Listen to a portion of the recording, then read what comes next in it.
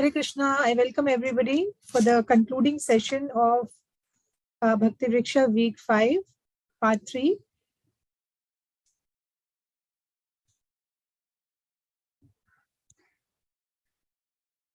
So we'll do a quick recap. Actually, today my laptop display has gone off, so I'm without a laptop. So unfortunately, I would not be able to share any PPT. So anyways, this is the last session for this week. So I'll compile everything and post it on the group on the YouTube channel also, and I'll put it in the group also.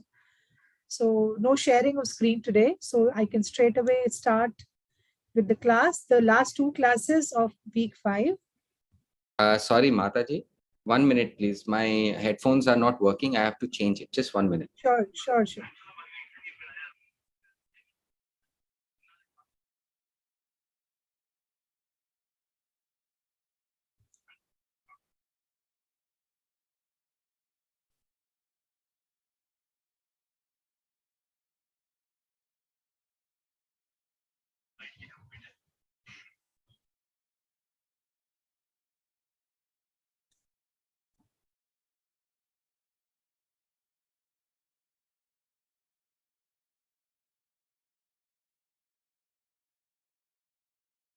Mataji, can you please speak now? Yes. Am I audible? Yeah, I can hear you, but somehow it's not.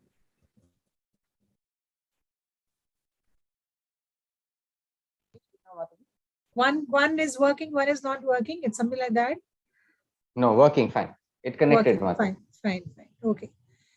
Fine. So I am briefing on the last two classes.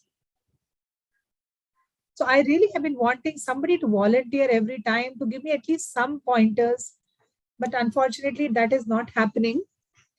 So every week I am expecting somebody to say at least a few words of the last class. I hope one day somebody can really nicely explain what we did in the last week. Anyways, I will quickly do a recap of part 1.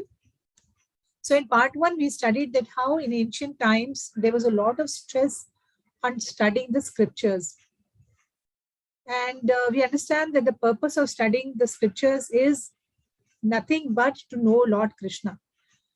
So the scriptures were huge, but eventually the sum or the extract or the total, as you call it, whatever, the exact knowledge that came from that was to know the Supreme Lord Krishna and to love him. But now in current times, when we are living in Kali Yuga, it is not possible to read Vedas, not possible to read scriptures. The reason being that the scriptures are all in Sanskrit. They are not very difficult, very easy to understand. And it all requires a lot of time, energy, knowledge to study them. I mean, even if we do have access to scriptures, they'll be so difficult that we will not be able to understand them. So in this age, when we are struggling, to earn our living, to look after our families, to struggle, struggling with all the natural calamities, with money difficulties and so many other problems, sitting in one corner of the house and spending hours and hours in studying scriptures is not possible. So if we don't study scriptures, then how do we understand Krishna? So Lord Chaitanya came some 500 years back, and he gave us a very golden rule. He gave us chanting of the Hare Krishna Mahamantra. So it is said that it is sufficient just chant Hare Krishna Mahamantra as recommended by Lord Chaitanya, and we can perfect our life. We can understand and love Krishna. But the question is that why actually do we even need to chant, one may say? Well, the reason is that the only way to understand Krishna, to serve him, to love him, is by chanting his names. So it might sound very, very, is very strange that how just by chanting we can understand Krishna. But that is a fact. It is actually tested fact that once we start chanting very, very, lovingly, affectionately, with all our devotion, we are able to understand Krishna. Krishna starts manifesting within our heart. So also we understood that we have forgotten Krishna, our Supreme Father, because when we come into this material world, we see so many material things and we forget him. We are actually his parts. We are actually part of the Supreme Father. Therefore, in order to connect again with that forgotten person, we constantly chant his name. For example, I often give this example that if a son goes to another city, like he's living, families in India and he gets settled in US, and he kind of forgets his family and father. But one day when he realizes it, when he's struggling with his problems in maybe in America, and he's struggling, and suddenly he gets reminded of his father, and he starts calling him 1 day, 2 day, 3 day. Maybe father is also upset, or maybe father is old enough. But then, constant calling will again be able to reconnect him back to his father. Similarly, when we are chanting, we are actually constantly calling Krishna. We are constantly taking his name. And when we constantly take his name, we are able to connect to him. You understand the example that how a son forgets his father and he's able to connect to him by constantly calling him from US or visiting him. Similarly, we can also connect to Krishna by just taking his name. So that is the power of the chanting of Hare Krishna Mahamantra. And in fact, it is said that the chanting is so powerful that even if somebody has taken birth in the family of a very, very low caste family, low caste not in terms of in terms of caste, but low in terms of somebody who is very, very sinful, somebody who is a meat eater, who kills cow or who kills a dog and he eats. Even if somebody is born in such a family, but he's somehow able to chant the name of the Lord, then he is considered to be a perfect living person. So this is actually proven. This is actually stated in Srimad Bhagavatam. So that is the potency, that is the power of chanting of the Hare Krishna Mahamantra. Right? So this was in week 1, Bhakti Vriksha week 5, part 1 we did. Moving on to part 2. Next, we learned about the meaning of real religion. So I really appreciate if we all can concentrate and listen very carefully. Pay attention to Saurabh Prabhu, because quite possibly I will just put across few very, very simple questions at the end of the session. And I hope many of you can answer. I'll keep the questions very simple, but I want you to pay attention so that at least I know that you're able to understand what I'm telling. Right?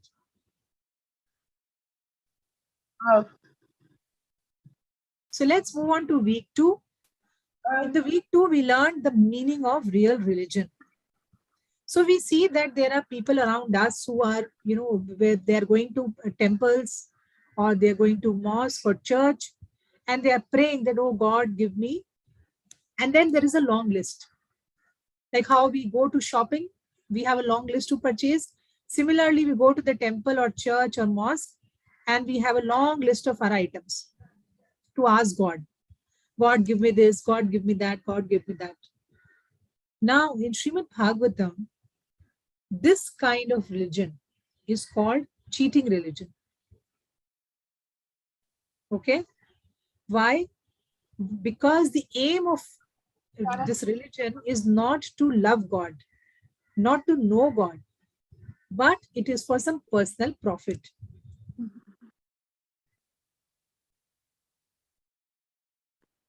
Okay? So that is why in Srimad Bhagavatam it is said that such kind of religion is called cheating religion.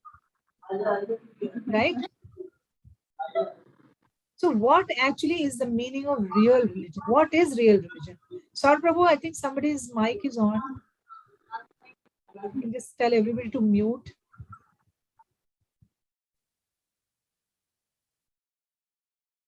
So my dear friends, what actually is the meaning of real religion? So real religion means to learn how to love God, how to know God and how to love God. That is all. That is the meaning of real religion. Now, if we see that Krishna is supplying food and shelter to everybody, even if person has no religion. Now, how can somebody have no religion? Well, for example, animals. Animals have no religion.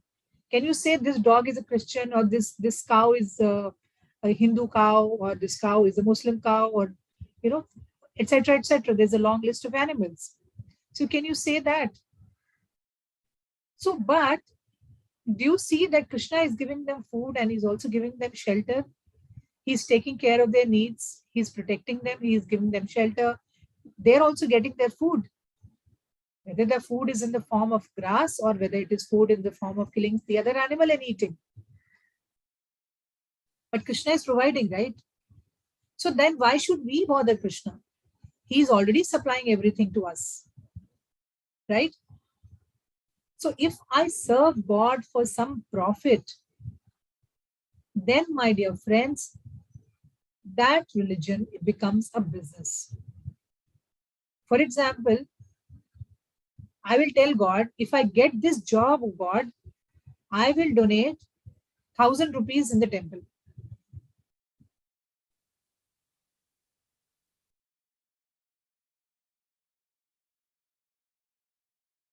Or, if my son gets married, or if another example, if I'm not able to have a child, if somehow you're able to give me a child or give me a son, then I will come barefoot.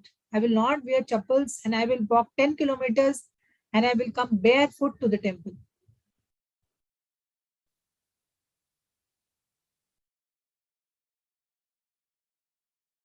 So now what is happening here is this kind of religion becomes a business. And this kind of religion is called a cheating religion. So tell me, is it love for God? Are we going to the temple because we are loving God? We are going to the temple because we need something. We are going to the temple because I need a good job. I need a beautiful wife. I need my son to go to America. I need my children to study well. I want a promotion. So do you think this is loving God? This is not loving God. This is simply exchange of things. I give you this and you give me this. You give me a job, I will give you 1,000 rupees. You give me a son and I will come barefoot to the temple. So this is business happening, right? This is not religion. This is not love. Real love is unconditional. Means there is no condition. If I do this, then you do this. Real love has no condition, like how a mother and a child love is. Even if the mother has to wake up the whole night for the child and the child is not well, the mother will look after the child. And morning she will have no complaint. That is unconditional love. And that is the kind of love we should develop with Krishna. No matter what kind of situation Krishna puts us in, whether a happy condition or a sad condition, we should not complain. We should say, okay, according to my karmas, I am getting everything, right? This is not a business deal happening between Lord, and we are simply getting what we have done in the past. So why should we always try to do business with God? Okay. Now, who's going to tell us who God is and how to love God? Is there somebody? Are there any scriptures? Again, do I have to read scriptures? So it is said that a person who is a spiritual master, who is a real guru, he can tell us how to love God and who actually God is. He can give us a definition of God. How can he? Because he has seen him. The guru is so high in spiritual knowledge that he has seen God. He knows how to love God. He knows how to serve God. Nowadays, we are seeing that there are so many fake gurus who will teach everything except loving God. They will tell you so many things. Go and do danam over there. Go to this temple and go to give this donation. Go this to give this food to the cow, or do this, do that. So many things they will tell. The only thing will not tell is who actually God is. How does God look? How can God be made happy? How can we serve God? How do we love Him? He will tell everything except all these things. And there are some of them who will say, I am only God. There is no other God. You can worship me only. So that is another variety of gurus.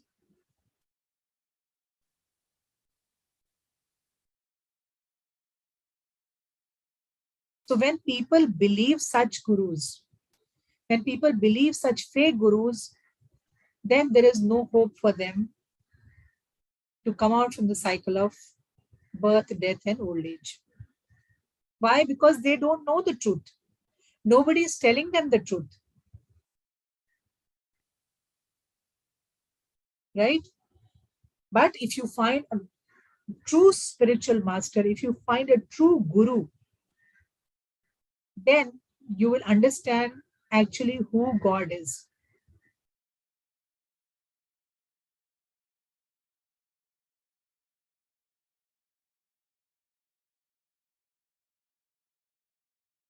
And that, my dear friends, is a real religion.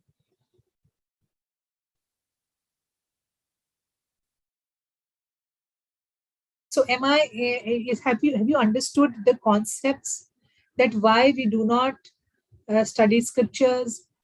Why do we chant? What happens to after we chant? And what is the need of a real guru? Why should we be careful in selecting a guru? Because the fake guru, is going to cheat us.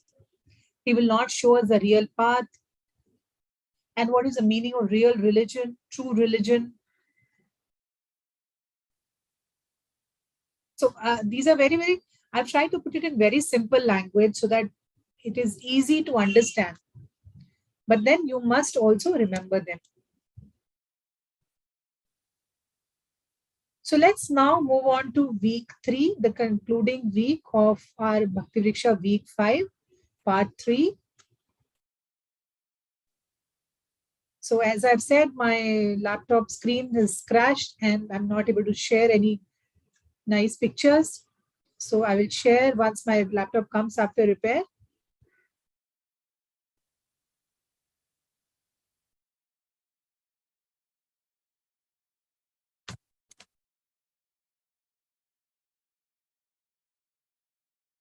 So now it is said, now we have understood, that how what is the meaning of true religion, and how, what is the right way to worship God?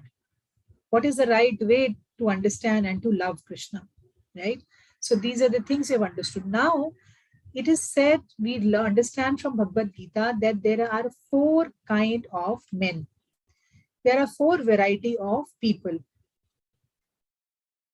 So I'll just put it in the chat, the names of the 4 variety of people. And all these 4 variety of people they have a different goal in their life. And since their goal is different, therefore automatically the result they get also will be different, right?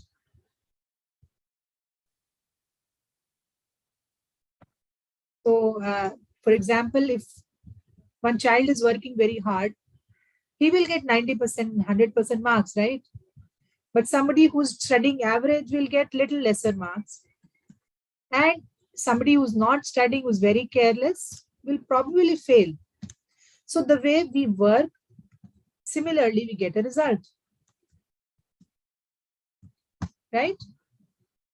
Similarly, these 4 variety of people also, since their goal is different, since their aim is different, therefore the result that they get will also be different.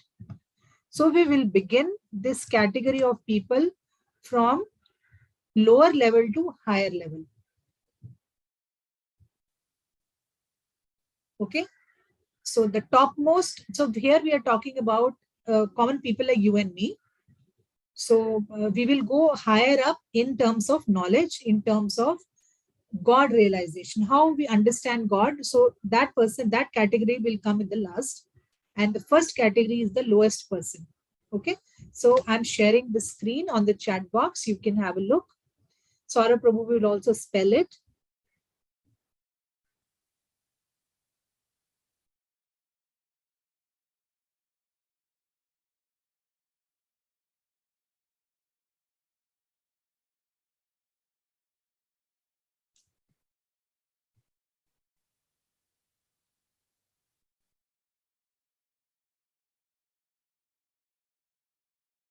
Those who want, they can take a note.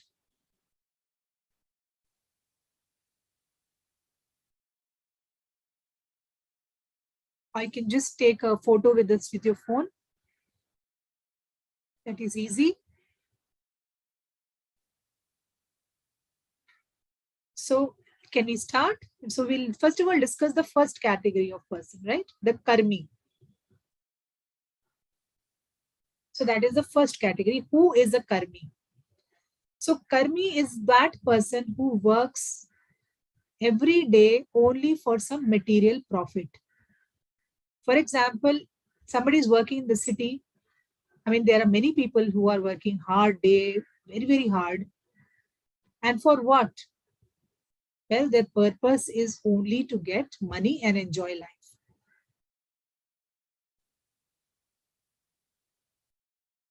So that person is not much bothered about religion or God. That person is very, very busy in doing his duty, doing his work in order to earn, to have a better lifestyle. So that person is called karmi.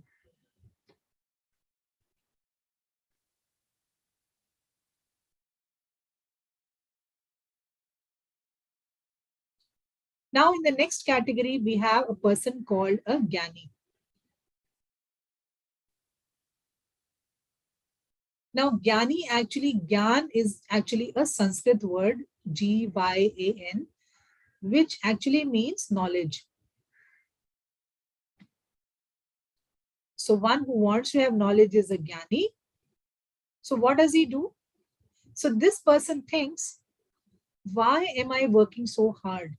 Like, he has seen how this other category, first category of person is working so hard in his life. But he thinks that animals have no profession, yet they are also eating, they're also living nicely. So why should I unnecessarily work so hard? So what does he think? What does he say? Let me try to solve the problem of life and birth, death, old age, and disease.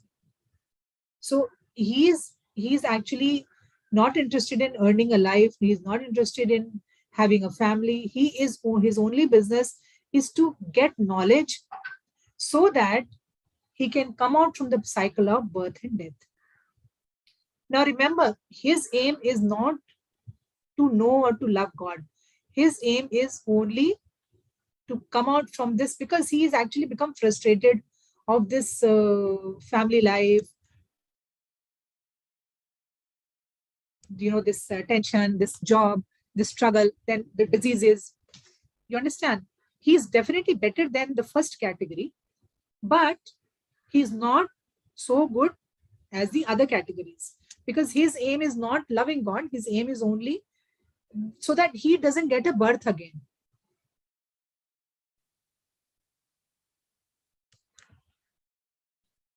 He doesn't want next life. So in order to achieve that, so he doesn't take birth again.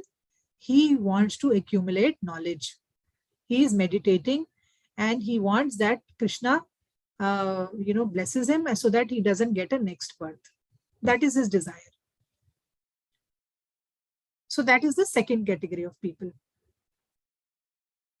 In the third category, there is a person called a yogi. Now, yogis are the people who have lot of powers.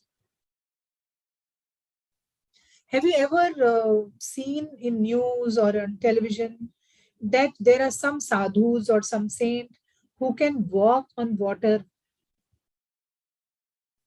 or who can transport themselves from one place to the other in just seconds.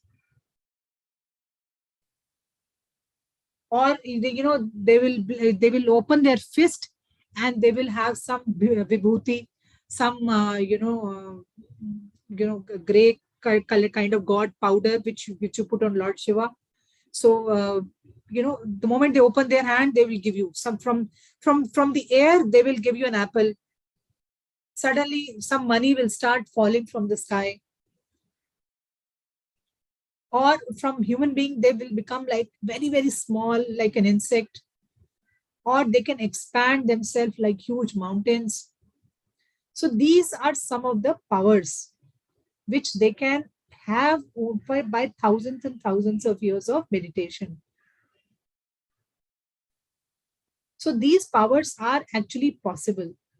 For example, why go far away? We have all heard about our dear Lord Hanumanji. How in order to find Sita Ma, he flew to Sri Lanka, and when he met a demon, she demon on the way, he became very small and suddenly he became very big.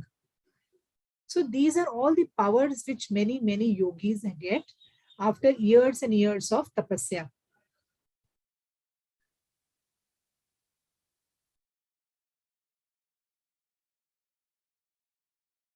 People are also good. There's nothing wrong with them, because by showing their magic, their power, they become accepted as a wonderful yogi.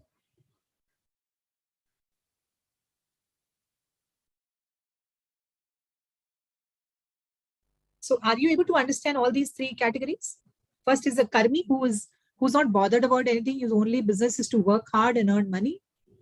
Then we have the Gyani, who is frustrated with this life and who doesn't want to take birth again. And there's no connection with whether he loves God or he doesn't love God. All he wants is he doesn't want to be coming back again on this planet. And the third category is person who perform lot of magic powers and try to again connect to God through that means. Now, the topmost category is a devotee.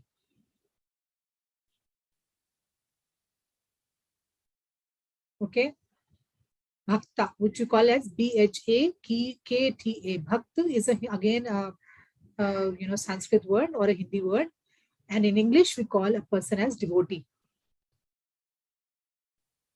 Now, what is the difference? What is so special about this devotee? This devotee does not want anything for himself. Like how we were just discussing that, a real religion is not to ask anything for yourself. Real religion means simply love God and try to please God.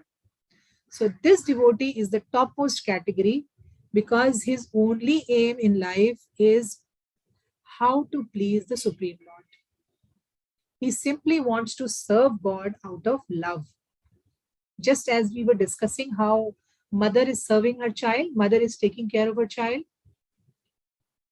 So that kind of relationship, there is no profit sharing. There is no business happening between mother and the child.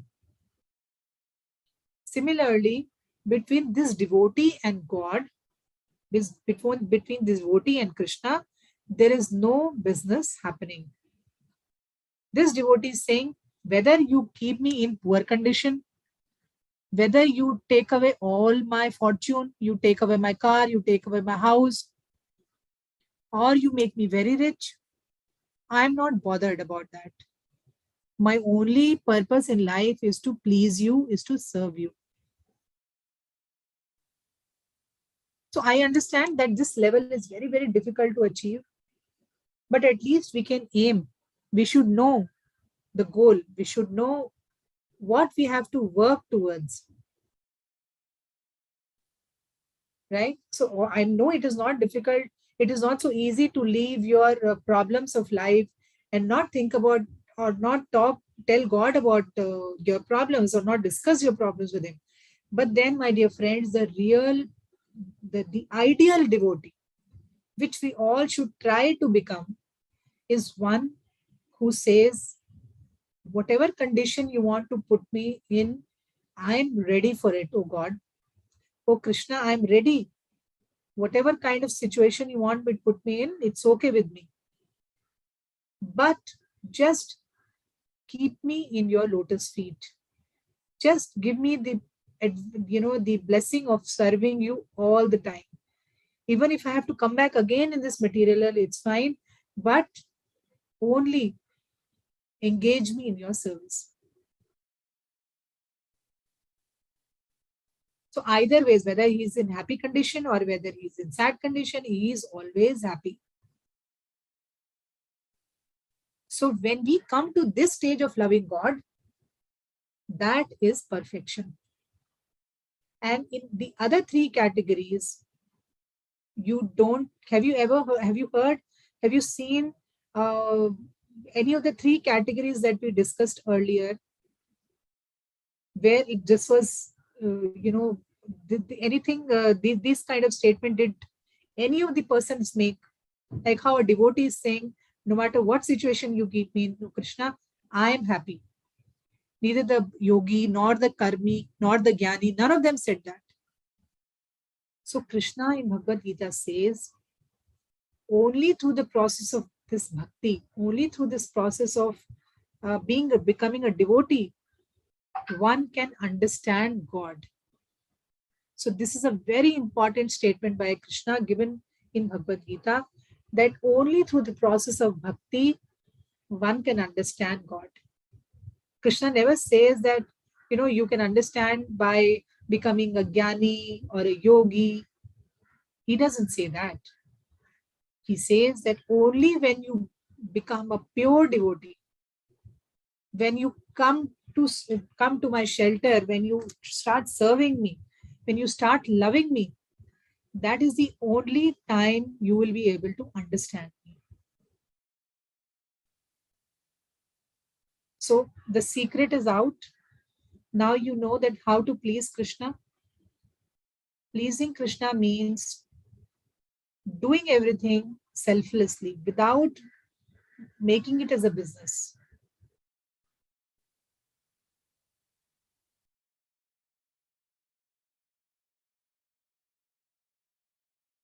So today here also, if I'm sitting and taking your class, and if I, at the back of my mind, I think that by teaching to all these people, I'll become very, very famous, then that is wrong. Because the purpose for which I'm sitting here and teaching you all is so that all of you become wonderful devotees. My purpose, and in this way, I'm trying to please Krishna, because I'm trying to bring you all closer to Krishna. Okay, I'm trying my best so that all of you develop that love for Krishna. And that is my aim. And that should be the aim for all of you, is to start loving God. You should think that chanting of Hare Krishna is not for, removing your problems. That will automatically take place by Krishna. Krishna will take care of all your problems. You just have to lovingly serve him. When you prepare food for Krishna, do it lovingly. When you chant, do it lovingly. If by good fortune you get an opportunity to do service in a temple, or you just go out and distribute Bhagavad Gita, like how Kala and Kavita and Vijaya Mataji did.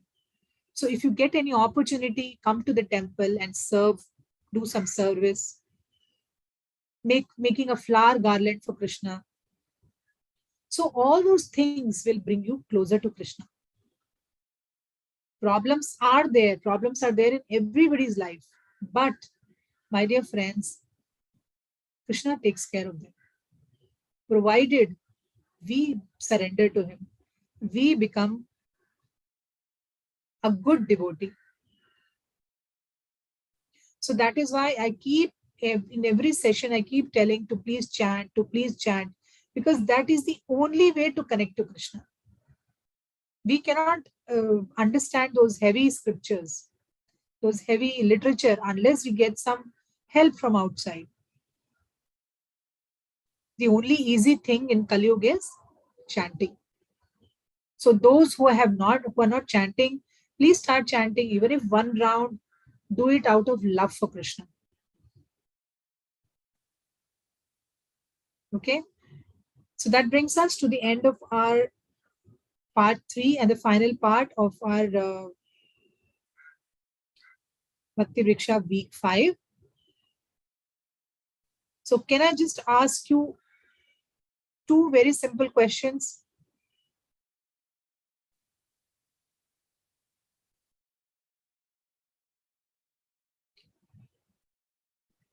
So what is a true religion? Please raise your hands.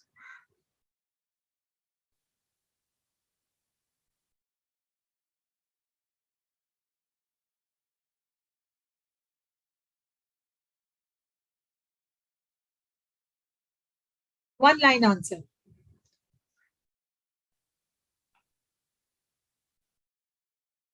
Prakhar Singh. I'm seeing him for the first time. You can take him.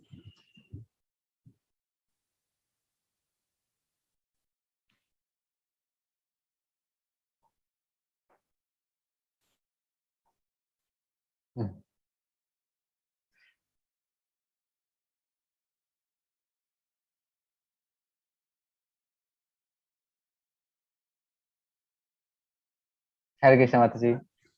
Hare Krishna.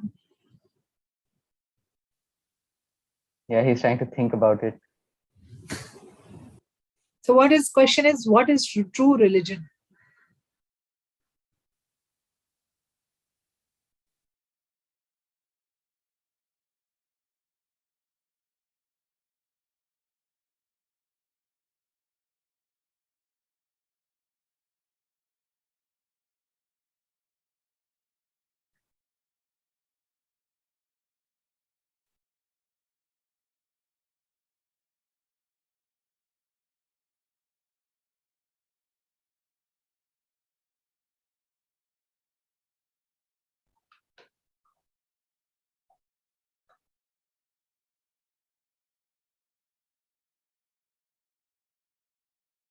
If he doesn't know the answer, it's okay.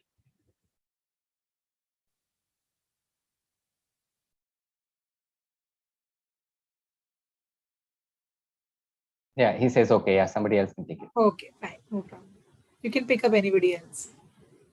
Mataji, Uma Mataji and Vijay Mataji both have their hand raised. So one can answer one question, the other person can answer the next question I'll ask.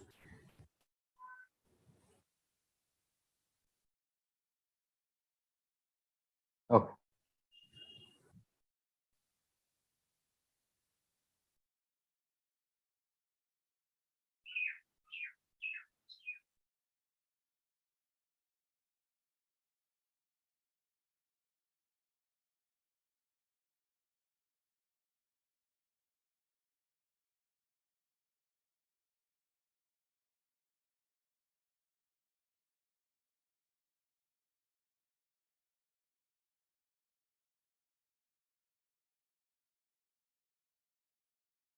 She's saying, Mataji, that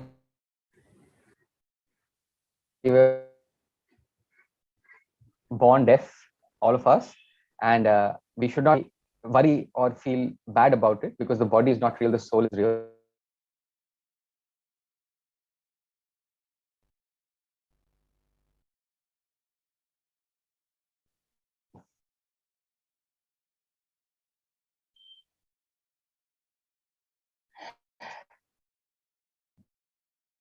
Just repeat the question.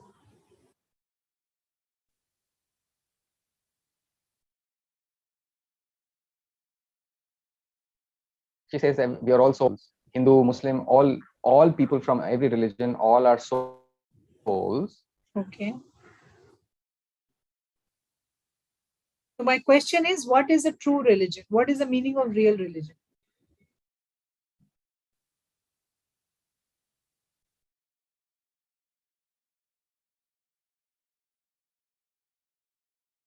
One line answer.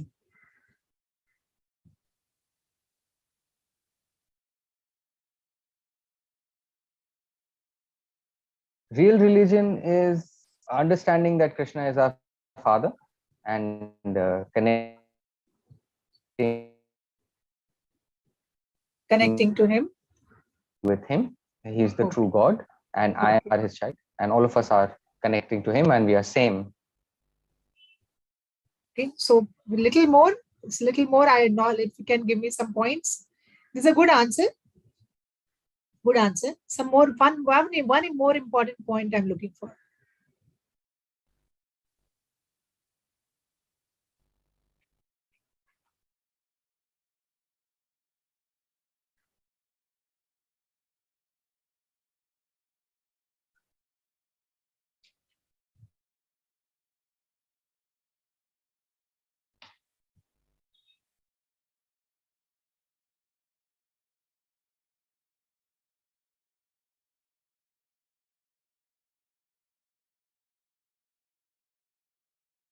Something is happening, Mataji. Automatically, you are becoming the. It's okay. You're not there, but okay.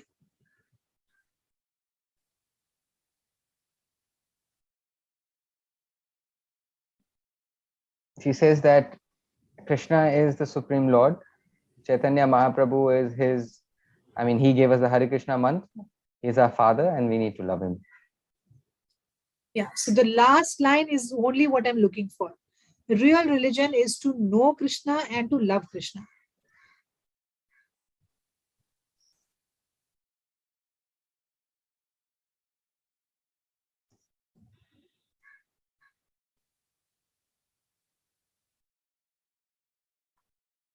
So one simple line answer, okay? Knowing Krishna and loving Krishna is real religion. So Ganesh has written in the chat box, real religion means to know God and to love him.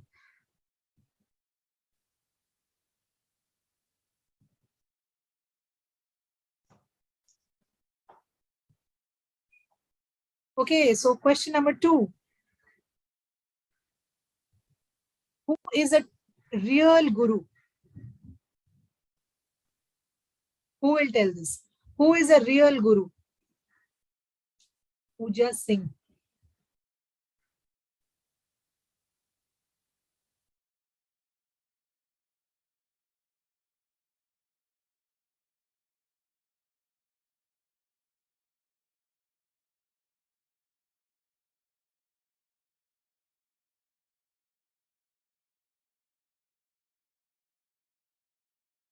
Who is a real guru?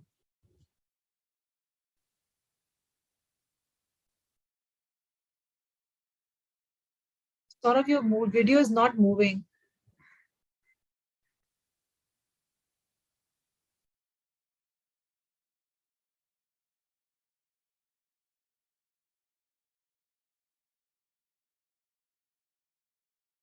Hare Krishna. Sar Prabhu, are you there?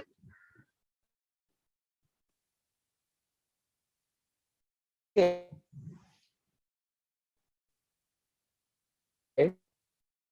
Krishna. Mataji, there's a problem. Your video is not moving, Sar Prabhu.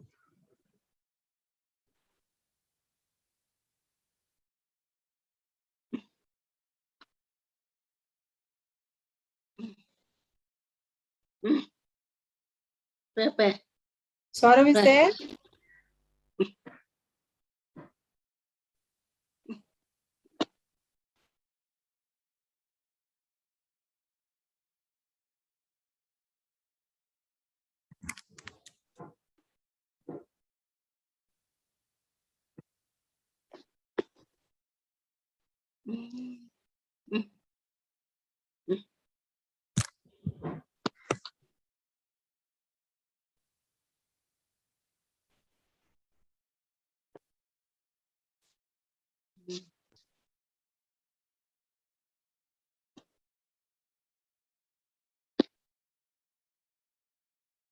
Hare Krishna. Saurav, are you there? Are you back? Yeah, Mataji. Yes. So Pooja was trying to say something. We can spotlight her. So we're discussing who is the real Mataji, guru. there is some issue. I'm trying to spotlight people, but automatically somebody is spotlighting you again and again. Okay. So what should I do? Shall I spotlight that person if you're not able to do? Is that okay? And I'll spotlight you also? Yes, please. Thank you, Mataji. Okay. No, you're again gone, huh? Yes, that is the thing, Mataji. Only one spotlight is coming.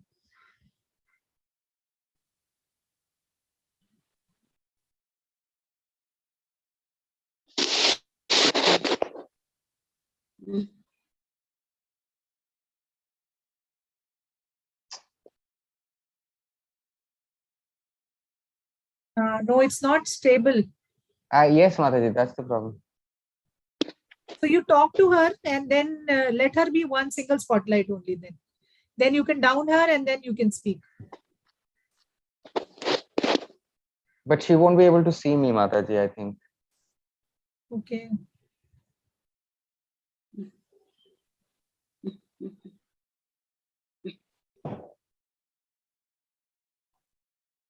Yes. The question is, who is the real guru?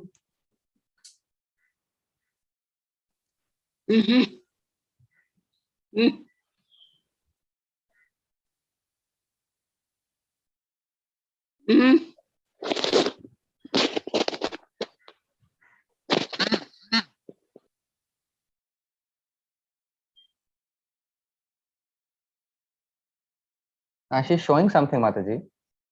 Okay. So all that is good. All that is fine. All that is good. But my question is something else. No, Mataji, she is saying that she didn't understand the concept. I mean, because I was signing religion, right? So she didn't understand this. She's saying that he was the first. Was he the first God to come in? And was he the last? Or was Jesus the last? So that is a different concept. Sorry to, I mean, we are not what is studying. AD? What is AD? Yeah, exactly. So I'll come to this question. Let me just, from the PPT and from this session, I just want to finish my one very important question, and that's answer I want to know. Who is a real guru? Will she be able to answer that, or shall I ask somebody else? Then I'll come back to her question.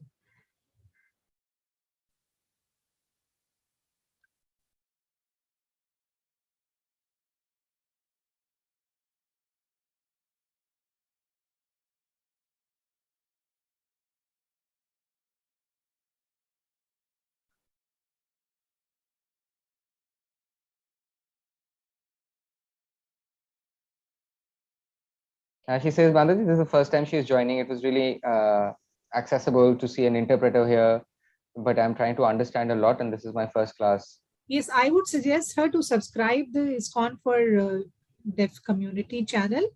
She can subscribe, and I don't know if she's part of our group. She can become part of the group, and she can regularly attend meetings and watch earlier sessions also.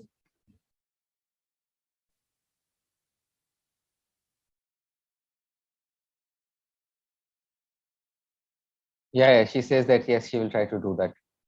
She will try to understand everything which is done in the past, and she'll learn that.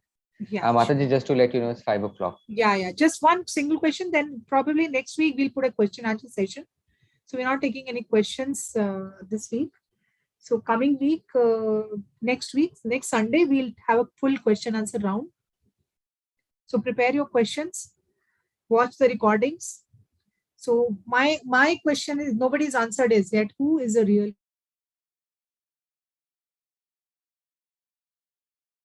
fake gurus are? They will cheat and they will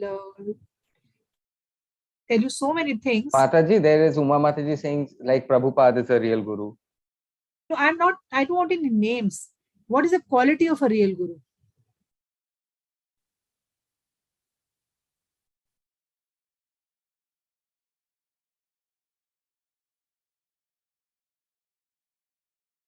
Okay, so since there is not much time, I will tell. Ganesh Prabhu has written it on the group, Mataji. Correct. That is perfectly all. That is 100% correct. So why didn't he come on the spotlight?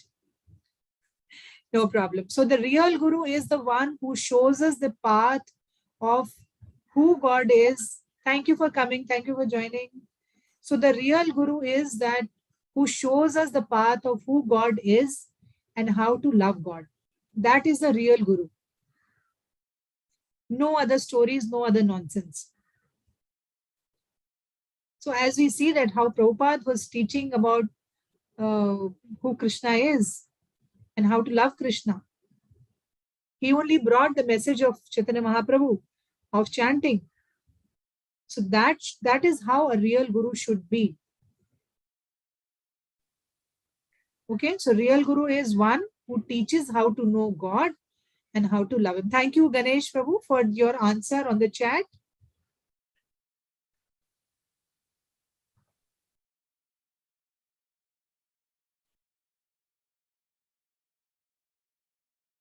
So thank you so much. That's the end of our concluding session. So as a last thing, I would ask everybody to please go back to previous sessions and try to understand from the classes and from the PPTs. I think we have almost crossed all week 5s. I would now like to take a break in terms of proceeding further and trying to clarify all the concepts of these 5 weeks. So I will probably come back with like a summary of all these 5 weeks.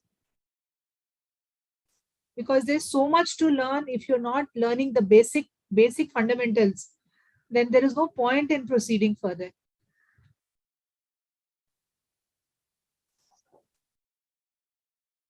My only request is that please, whenever you find time, go back and watch the recordings.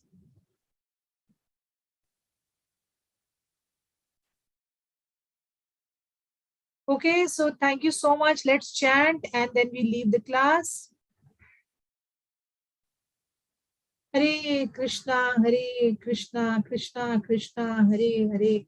Hare Rama, Rama Rama, Hare Hare. Hare Krishna, Krishna Krishna, Hare Hare. Hare Rama, Rama Rama, Hare Hare. Hare Krishna, Krishna Krishna, Hare Hare. Hare Rama, Rama Rama, Hare Hare. Srila Prabhupada ki jai.